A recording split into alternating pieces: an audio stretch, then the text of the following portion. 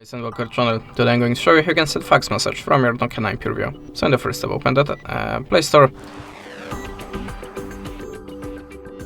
tap on the search bar and look for the fax app. Choose one of them. I'm always using the Easy Fax, so we can open it. Allow permissions to the camera and to the files. Click on the plus to choose source of your document. Select the picture that you want to send, like this one, and click import. Now you can add this shape to your document. And if you're ready, click arrow. Choose a filter for your photo to make it more visible for your receiver. And if you're ready, click accept. Now type the number displays, choose a country from the list.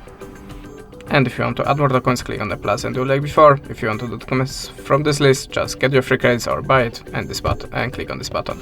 That's it. Thanks for watching. Leave us a subscribe or a comment and goodbye.